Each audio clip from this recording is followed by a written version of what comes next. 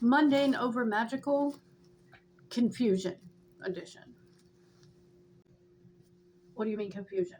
I mean confusing something that happens in the mundane world that is science, that should be a time to use critical thinking, and confusing that for a sign from the gods.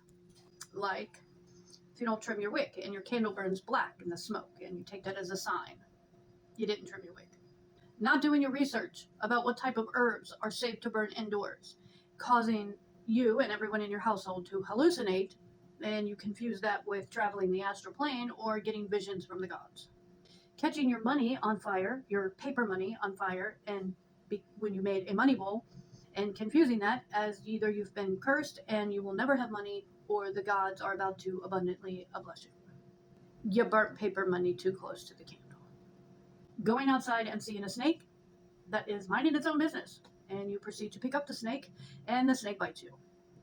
Taking that to mean that the goddess Hecate or any other deity associated with serpents or snakes, that they don't like you, or that they want you to somehow embody them, when in reality you bothered something that was minding its own business.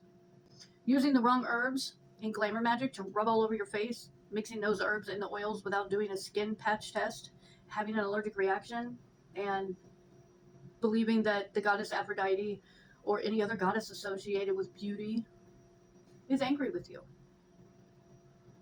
or to have any other meaning other than you had an allergic reaction. Research when it comes to herbs and chemicals that we sometimes add into jars for baneful or other workings, and we profusely and continuously shake the jar over and over and over, and it builds up spontaneous combustion and explodes. You've inevitably created a inside your home. It's not a sign. Your hex is not more powerful, and you are not cursed. You just didn't do your research. The bottom of your 7-day candle breaking, cracking, or exploding means you put too many herbs in there. It's not a sign.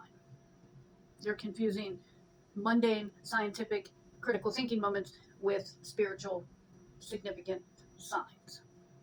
I don't care how long you've been practicing, it's extremely easy to do these things. We get caught up in our emotions sometimes. When we're doing a spell, we think that more means more power, more herbs, more salt, more vinegar, more whatever we're using, and it overloads the candle or the fire dish or whatever it is. And it can happen to the best of us. We can even fall asleep when we're doing a ritual because we're so exhausted. And no matter how long we've been practicing, it happens. I will make a video about this later, but it can happen. Yes, as much as I love signs and synchronicities and all of that, critical thinking should be a common denominator in every spell work that we do. Going to a shady part of town, to the crossroads, and we get mugged, nobody's mad at us.